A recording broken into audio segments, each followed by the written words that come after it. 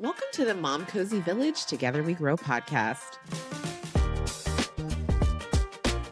I'm your host, Lelaina Rabari, and on this show, we dive into all things motherhood with some truly incredible guests. Today's guest is Wendy Davis, President and CEO of Postpartum Support International. PSI supports parents who experience mood disorders in pregnancy and postpartum. Momcozy has teamed up with PSI to spotlight maternal mental health, and we're proud to be part of the conversation. Want to learn more? Check out the show notes for all the details. 1 in 7 moms will face mental health challenges after giving birth, and many experience similar symptoms during pregnancy. Today, we're digging into what's often called baby blues, what it is, what causes it, and most importantly, where to find support if you're struggling. This is a big topic and a deeply important one. Just a quick heads up, some parts of our conversation might be tough to hear. If you're in a hard place right now, please know you are not alone. Support is out there and you deserve to get the help you need.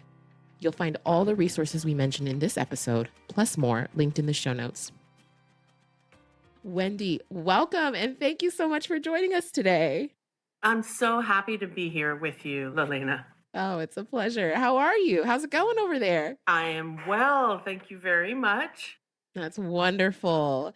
It's so funny because we have been good friends with PSI now for 2 years, and so wonderful to sit down and have a conversation with you. You're just a remarkable leader, and I want our audience to learn a little bit more about you. Could you tell us a little bit about your background and what led you to work in this field? What led you to PSI? I am a mom of 2, and my original career is as a psychologist, a therapist. So I decided to become a mother, and it just never occurred to me that would be, I knew it would be hard. Yeah. I knew it'd be life-changing. I knew I'd have to change everything. But despite the fact that I had a doctorate in psychology, I had learned nothing helpful because I had it. And despite specializing in this exact thing, I didn't know I was depressed. That's the power of depression. And that is part of what I've learned is through my own experience. Depression takes your own self-esteem and just puts it through the ringer and makes you think you're somebody else not worthy. That's a really just a human way to describe the effects of depression. Anxiety makes you feel like you're going to die and like you're coming out of your skin. Right. And for me, my recovery taught me so much that I needed to know about just surviving, about myself, about my own strengths. How do I be the mom that I know I could be? But first, I have to get over the obstacles that are telling me I can't do this. My baby might be better off without me. I started volunteering for Postpartum Support International, and I founded an organization, a group here in Portland called Baby Blues Connection, the first parent-to-parent perinatal support, peer support organization in Oregon, and just kept volunteering. And ultimately now I became the executive director and now the president and CEO of Postpartum Support International. When you talk, what strikes me is just your curiosity and your constant passion to get involved and stay plugged in. And that's really heartening to hear.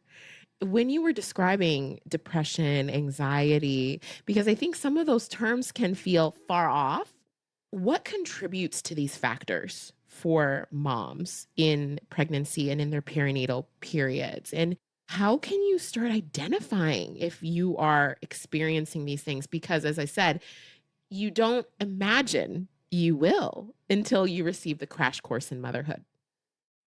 Well, every new parent, including if you adopt a child, you're fostering a child, or even when you merge as a step parent, every new parent goes through a huge transition. It's the biggest transition of your life. And I'm just going to frame it like this. In traditional societies, in ancient times, it would never occur to a community for a mother to give birth by herself and take a baby home and be all by herself. Why? Because you kind of almost can't survive. Seems bonkers. And everything about humanity is that we want to survive. So what's happened is we've gotten more and more modern and really proud of being independent and self-reliant. We have really lost that core. And this is, by the way, one of the reasons that it's such a good collaboration with Momcozy because you're all about the village. But Yes. the village is not a new thing. The No. village is coming back to something we need. So what happens is we get further and further away, one, from the village. So we think we're supposed to do all this by ourselves. And two, if we have trouble, we isolate, draw back, hide behind the mask of motherhood, which we think is supposed to be happy and cheerful and energetic and optimistic. And that in a traditional society was never expected. Childbirth and new parenting is challenging. And so the more you can get ready for it, prepare for it, nourish yourself, and let other people help you, the better it's going to be. So that's the big picture. To understand what puts somebody at risk of having depression or anxiety or other mental health challenges or other stressors is really to think about it this way. Everything we go through, especially crisis, if it's not going to go well, it's from a combination of things. One, your biology, your genetics. Two, how you think, your psychology. And three, your environment. Okay. So everything, no matter what it is, has those elements. And with pregnancy and postpartum mental health, think about that. So the biology means you're more at risk. It's not your fault. Yeah, you're just changing Yes. so quickly. And if the risk factors specifically are, like when you said, how do you know if you're somebody who's going to be challenged in this way or if you have it? Right. In a transition in pregnancy and postpartum, even without depression or anxiety, you're going to feel more tired and irritable, the baby blues. You're going to feel scared. You're going to feel nervous. You're going to feel you have insomnia and then you want to sleep all the time. You just don't Yes. even know where you are, including during pregnancy, right? Yes. But a little rest helps you feel better. Good food helps you feel better. A good friend or partner coming over and just listening to you, letting you cry or letting you laugh or watching a stupid show on TV, it all lifts your mood. That's normal without mental health challenges, result of that kind of extra support. Right. When you have depression or anxiety or other mental health stuff going on during this time, those things don't lift your mood. Yeah, it's not You helping. should be able to keep finding yourself as time progresses. But if things are getting worse, if they last longer than 2 weeks, if you can't find yourself, if the things that usually bring you happiness or joy or relief aren't working, you have to start thinking about who can I reach out to? That's all. You don't need a diagnosis to reach out for help. Right. As soon as you feel confused and nervous or anxious, even if you just want reassurance, this is the time to reach out. Oh, it absolutely. I'm a very optimistic, bubbly person. And I was looking up the other day, mom rage, because this is my second baby. And I've been just on edge lately, right? 37 weeks at this point and just snappy. And I said to my husband, even, I don't even feel like myself. I'm not like this. What's going on?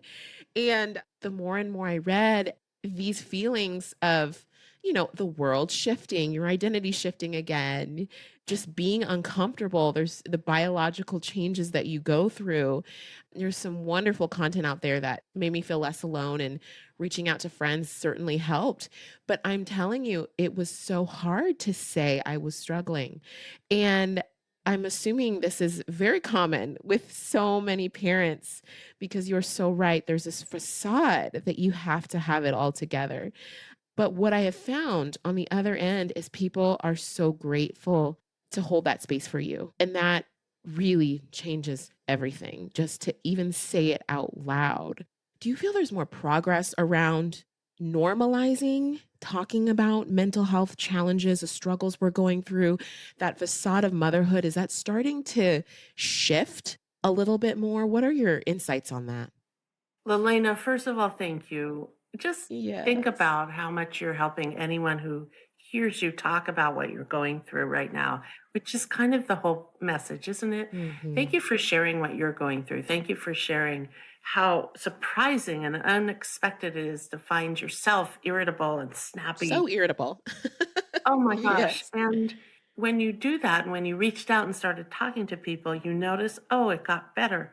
Why is that? Because you have the biology. Please Yes. remember that it's biology that's making you feel snappy and irritable. If I gave my mail carrier a shot of whatever chemistry and hormones are going on in you, they'd be snappy too. You wouldn't Yeah. be walking down the street You wouldn't saying, be happy. why are all the other mail carriers so happy? What's wrong with me? I Right. shouldn't feel like this. And so you have the irritability of it's kind of like PMS, like mega sized, right? Hmm. It feels the same. Right. Only here's the second part. You expect yourself to feel better. When we have PMS, we're like, yeah, everybody knows. My husband put it on the calendar. Like, so, and all the kids, everyone knew. Right. Okay, steer clear. But, Yeah. that is a regular thing and you expect it. In pregnancy and postpartum, you have the same biology, only more so. And here comes the second part. It's when I talked about psychology before being part of what causes this, Yeah.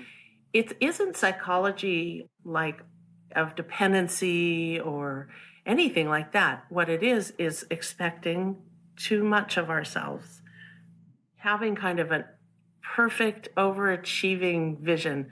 Like, I want to be the best. And you know what is heartbreaking is that we want to be the best for what? For our kids. For our kids. Yes. That's what's heartbreaking is we want to be the perfect mom as if there is one. Hmm. We think that she never gets snappy or irritable. And more important to what prevents this, we think she shouldn't take a break, Hmm. get more help, Hmm. make sure she's eating, not just feeding the toddler, Yeah. keeping her blood sugar up, talking to friends, letting out the emotions, really organizing things so that she's not the only one carrying the burden. So she is getting breaks. And also, this internal part to remember it's normal for me to feel snappy and irritable. What do I need right now? Sometimes it's your village. Sometimes it's some food. Sometimes it's really having that talk with your partner or your family or whomever is helping you.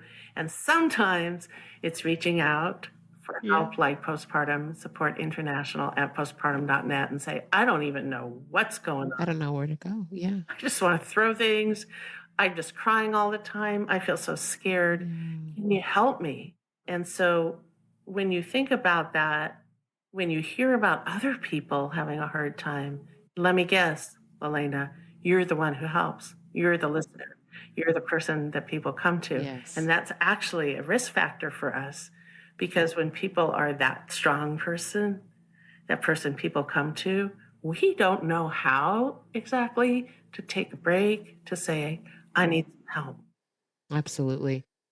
It's so interesting because even from a biology standpoint, I think just to keep your baby alive, there's some minimization that naturally happens to put their needs first. And, as you get further along in your journey of motherhood, you really do have to focus on figuring out what you need and recalibrating, constantly recalibrating, because it changes so quickly. I want to get into PSI because you shared something that I loved. When you don't know what to do and you don't know where to go, PSI is there. Talk a little bit about the support that you provide parents and families that are struggling.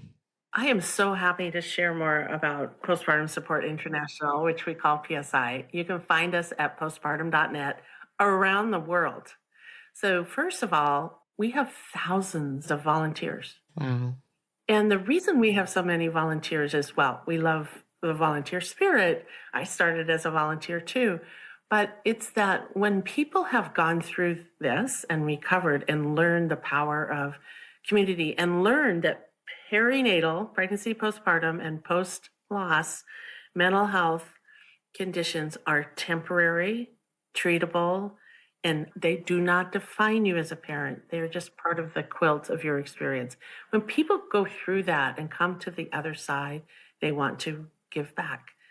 they know that they can reach back and help pregnant, postpartum people who are going through this and remind them you're not alone, you're not to blame, and you will be well with the right help. So here we are. So, what PSI provides is direct peer support for free in English and Spanish and other languages by request, up to 60 languages by request, Wow. including American Sign Language.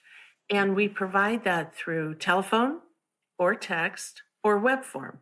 So, as I said, especially internationally, you can go to postpartum.net, but you can also call and go to the web form at Get Help, postpartum.net/get-help, or you can call or text our helpline. So, the helpline is 800-944-4773, which is for PPD. So 800-944-4773. Leave a message. Mm-hmm. It's a warm line, not a hotline. So it's as a warm line, you leave a message, write your text, and within hours, one of our volunteers gets back to you and says, thank you, welcome, you've come to the right place. Wow. And usually it's questions. Sometimes people come after they have a diagnosis, they've already seen someone, but most of the time it's just people saying, I don't know where to turn. Mm. They might be afraid even, they may have not even talked to anyone in their family or their partner. All they know is, well, I heard this number on the Momcozy podcast, or I saw it on Yeah, this is where I'm starting. in my doctor's office, or my nurse gave it to me. I don't know what's wrong. I just know I don't feel right. And so what happens with PSI is you get that first contact, and then there is just a whole world of support and connection for people. That might be online support group. We have so many for any kind of part of struggling in pregnancy, postpartum, or post loss you can imagine. And you can find all of those groups. I'm happy to talk about them more, but you can find those amazing groups on our website and just sign up. It's free. You don't have to talk. Wow, you can just, listen. I know, and it facilitated. We have specialized support volunteers for issues, anything from hyperemesis to loss to breastfeeding, feeding challenges, LGBTQI plus, a group for Black moms, for Latina moms, and dads, and goes on and on and on. And we also have peer mentor program that matches people up with someone who has gone through and recovered from what you're going through, and that's a longer relationship. And we have local support volunteers. So this is the next phase of support. We have local support volunteers in every state in the United States, in many provinces, and in 40 other countries. Oh my gosh, PSI is busy. Just keeps going. So we love our volunteers and we love our team here. And so once you've connected with the helpline, you can go to one of the groups or have a peer mentor or get connected with other parts of PSI. And you also get connected to someone locally who can say, I'm right here. We have providers here and we know who's been trained. We know where the doulas and the therapists and the prescribers, the psychiatrists are home visiting. And sometimes people just need, real supplies, diapers, Yeah. formula, or milk banks. Oh And my goodness. it's a deep, deep safety net. And I know it's surprising to you. And that's one of the most, for us, what keeps us going is we know that people don't always know that these resources exist. Yes. And I know for myself, I really know this with all my heart, that when I had postpartum depression, there weren't all these resources. But even if you have the best therapist and medication and you read everything in every book or online, unless you have that sense of, I am not alone, this isn't my fault, I'm going to get better, you're at risk of feeling like you failed, like you're broken instead of you're part of something that lots of people go through. So PSI exists for this, is that in the world of support, and camaraderie and community, a little goes a long way. A little goes a very long way. That's very right. You just need a connection. You need someone to say, I got you. I hear you. You're okay. I see you in there. I was you. Mm-hmm, mm-hmm. I'm going to help you get through this. It's so incredibly true and breaks my heart. The feeling of failure can just settle in so deep in your bones, and it can happen quicker than you think it can. And you don't know what's going on. And that's why I'm very grateful that you shared the minute you feel like something just feels off. That's when you reach out right away. And I also want to remind people, it is never too late to reach out. There's always somebody on the other side that is willing and is welcoming and is there to help you. And all these wonderful resources that Wendy has shared. I want to say I love that you just said it's never too late. Let's coin a new motto here. It's also never too early. It's never too early. That's right. It's never too early and it's never too late. And we often, as time goes on, and you talked about, is it getting better? I think people are talking more about postpartum depression, anxiety, even mom rage, thank God. Talking more about dads getting depressed. I do think people are talking more. And the more we do that, we get calls for people saying, I'm thinking of getting pregnant and I want to set up the right support. Oh, we love that. Oh, that's great. And we get calls of people who are 1.5 years postpartum and they've just been holding on for dear life. They have been trying so hard and they're kind of at the breaking point because of being an overachiever and working so hard. And when we give trainings, we have mothers and grandmothers come up to us and say, oh my gosh, I had that 30 years ago. I never even knew that I hadn't failed until I came to this training. And I just want to thank you for understanding that and for saying it's never too late.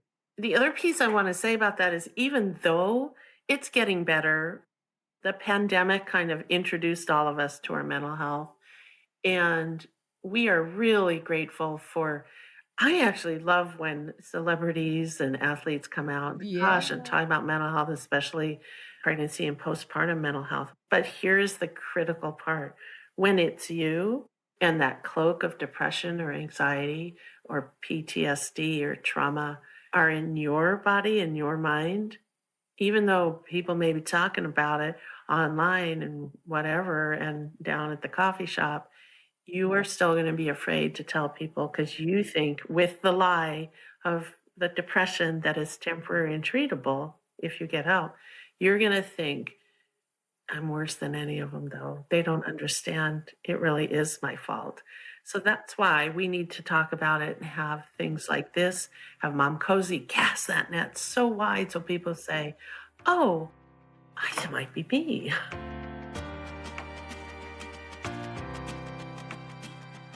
Motherhood is built on the little moments, the ones that bring joy, strength, and connection. That's why we've launched Little Messages Go a Long Way, an initiative to spread encouragement from mom to mom, because sometimes the right words at the right time can make all the difference. And here's the best part. For every message shared, Momcozy donates $1 to Postpartum Support International, helping ensure no mom has to go through it alone. Let's take a moment to hear just a few of the uplifting messages you've shared so far. If you want to share your own message of support, you can find all the details in this episode's show notes.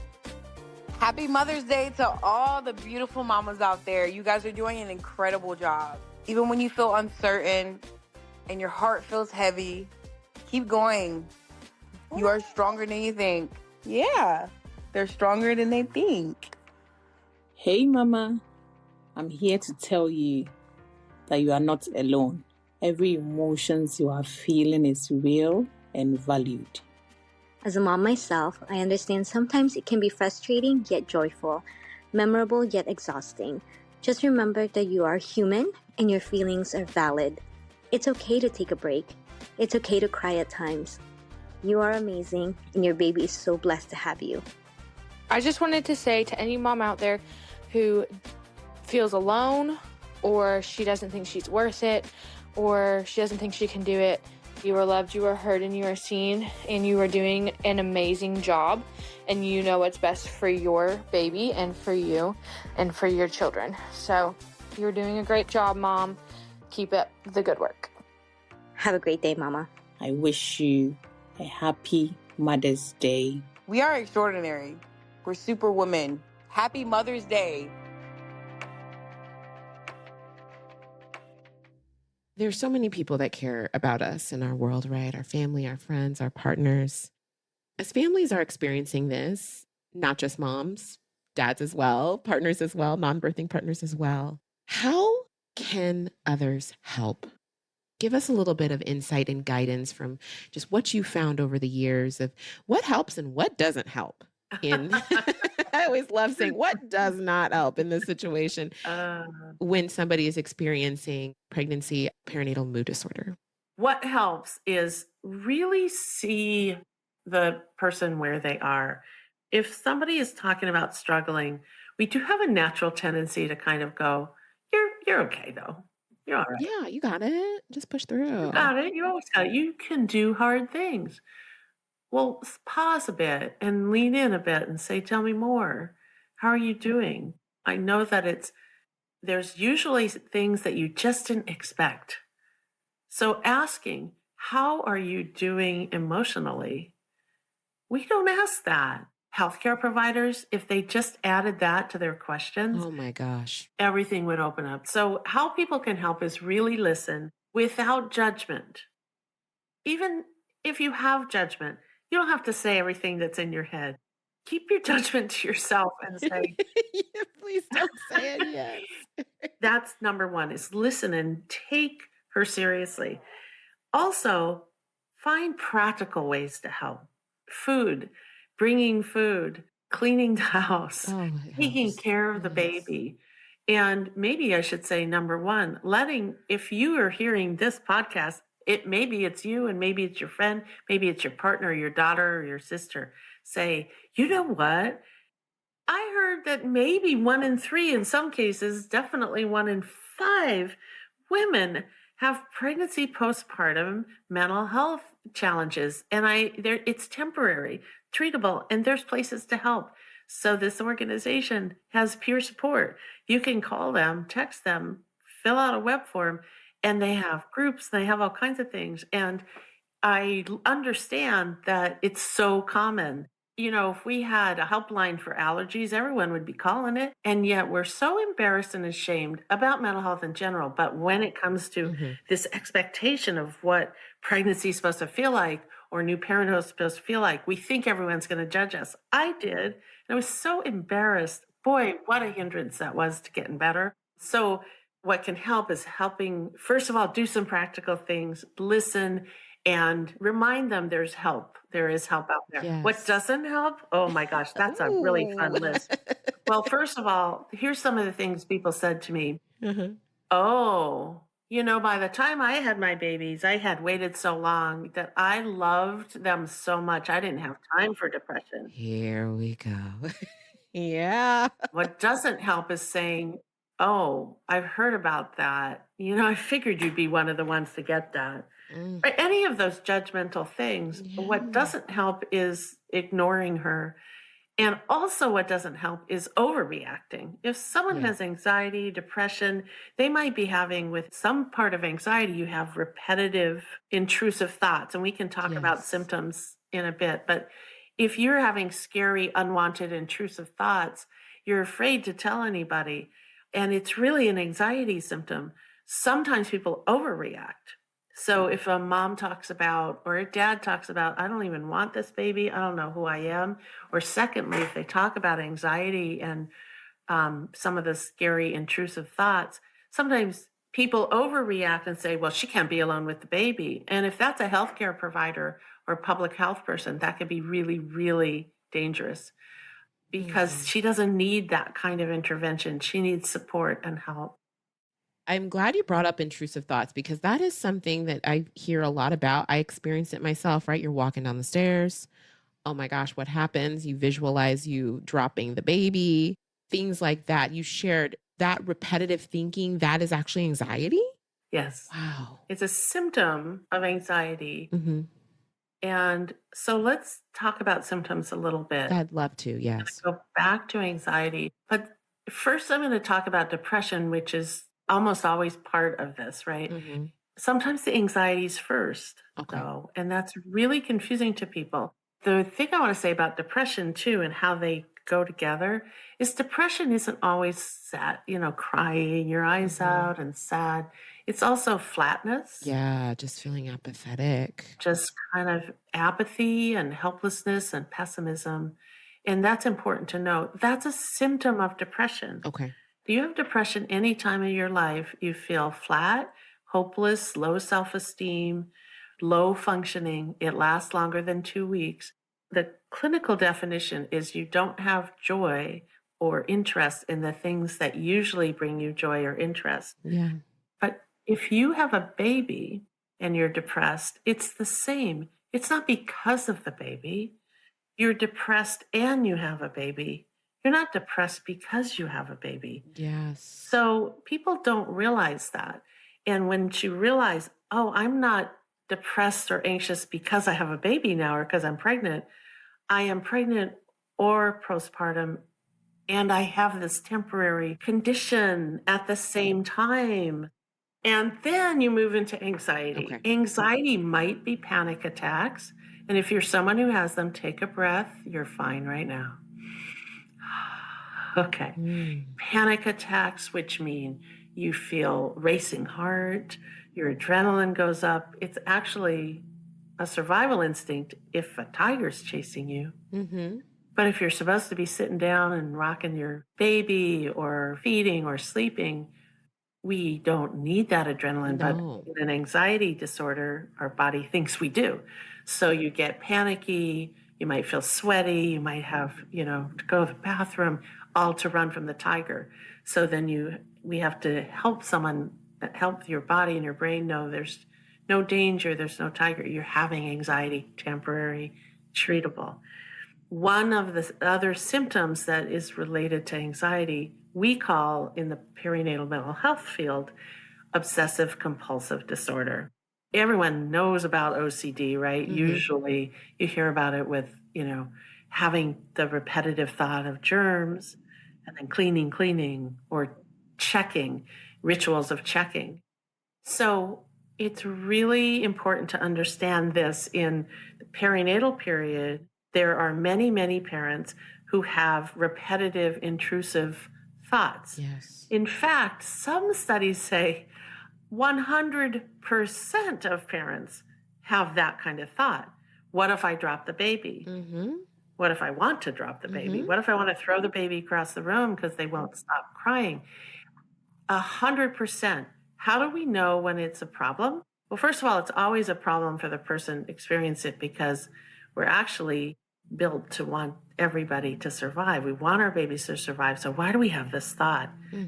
For people who have the thought and they don't move out of it, it keeps coming back. It gets in the way of daily functioning, or they start avoiding situations or objects because they're so afraid of that thought. That's a common, temporary, treatable, knowable symptom. We know at PSI, we know the symptom really well, and we have groups and help and materials, information to understand. So unwanted, repetitive, intrusive thoughts that don't make any sense, they're just nonsensical. Right. Are a part of anxiety. And once you know that that's a symptom, then you can start getting help for, okay, how do I reduce those thoughts? How do they move away from that? And one of the most amazing things about this is people have done research on this, and this is the real important thing to know. With parents who are having the kind of thoughts that continue, that are more common or more frequent, last longer, researchers have done brain mapping where they look at the brain and see what lights up. So if like you listen to music, this part of your brain lights up. If you're, hungry, this part lights up. But guess what part? Are you ready? I'm ready. Guess what part of the brain lights up with parents who are having those intrusive negative thoughts, including thoughts of danger?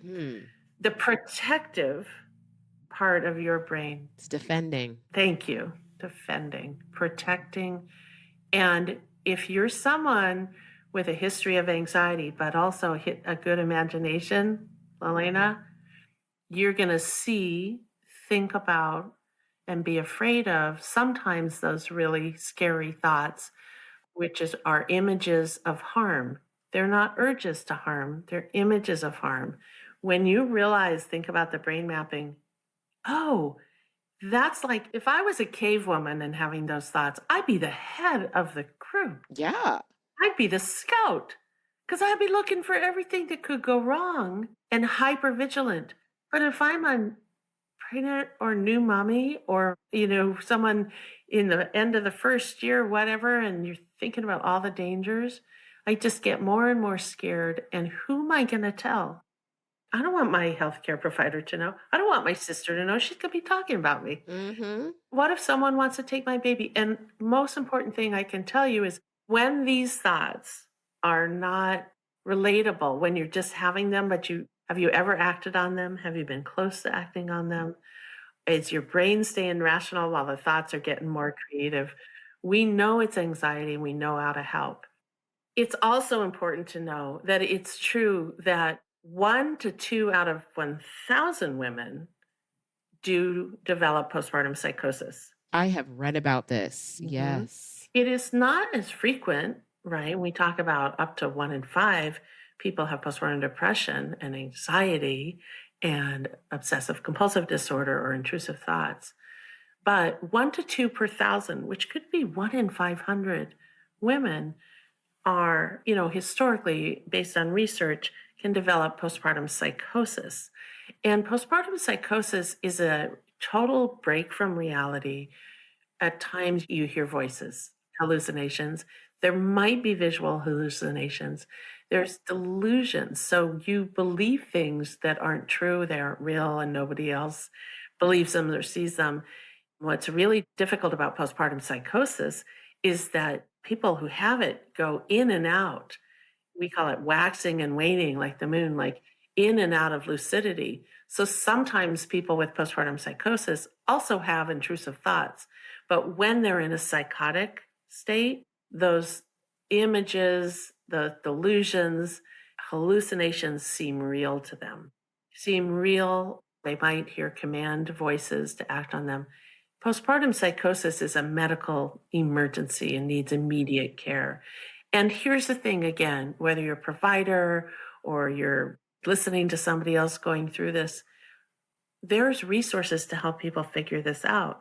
No one should sit at home wondering, Right. is this anxiety or is this psychosis? Call us, text us, and if it's an emergency, if you're in the United States and it's an immediate emergency, call 988, go to the hospital, or call the National Maternal Mental Health Hotline, which is 833-TLC-MAMA. And outside the United States, find your emergency contact. But if you're navigating this as a family, if it's not an emergency that needs immediate intervention, call the national hotline in the United States, or a family dealing with this can call PSI or text us and we'll help them. So you see how important it is to understand the difference between the anxious intrusive thoughts, Yep. which we can help people figure out. Are you at danger? Are you at risk? Are you having this very common anxious, unwanted, intrusive thought, and you aren't having any other symptoms of postpartum psychosis?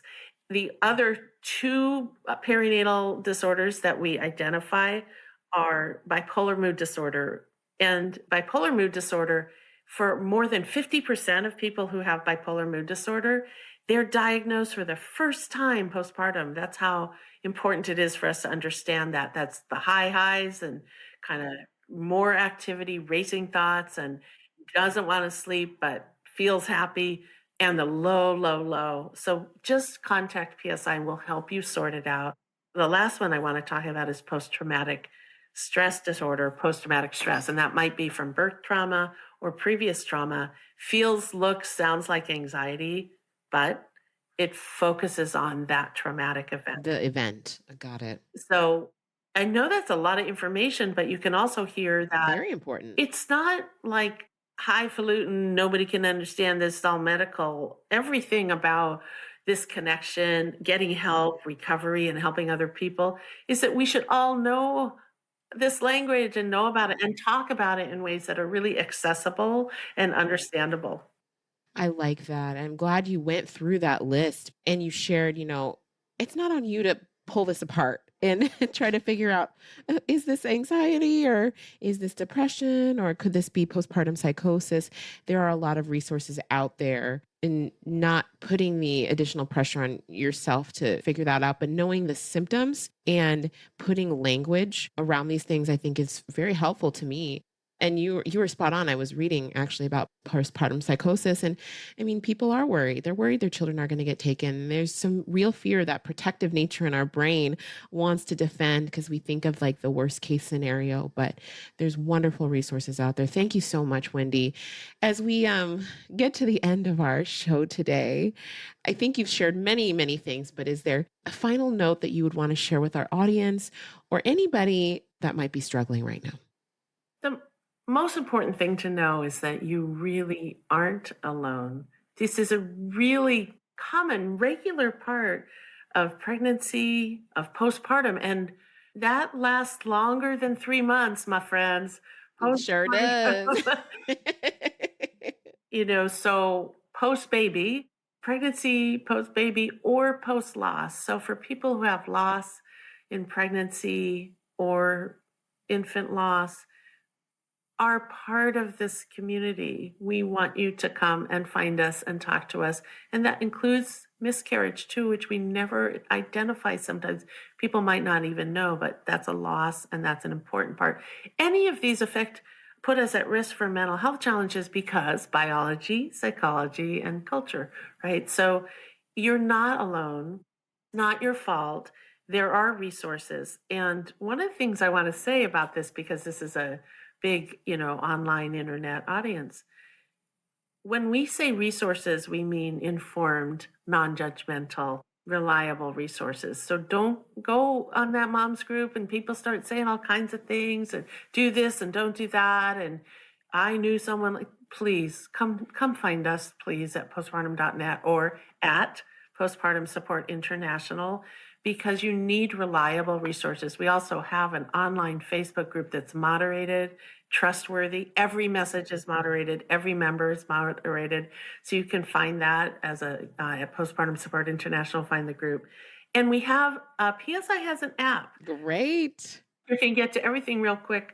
It's called Connect by PSI at the Apple App Store and Google Play in English, and it's just coming out in Spanish. Yeah. So I just want you all to know that you're not alone, that if you have any questions, just contact us or find your way through the Momcozy Village. PSI is here for the big moments. That's right. That's absolutely right. Wonderful. And we are so thrilled. Throughout the month of May, we will be giving back to PSI. We will put the link in our show notes. But if you go to our partner page, you can actually leave an encouraging note for a mother. And every note that you leave, we will donate $1. But PSI is our charitable partner this month, and we are going to be giving back to them. Well, thank you, Wendy, for joining me on the show today. And thank you, everyone, for listening to the Momcozy Village Together We Grow podcast. As I mentioned at the top, and as Wendy mentioned, well, there are so many resources we discussed today. They are in the show notes if you need extra support after listening to this episode. We hope you'll join us next time, and bye for now.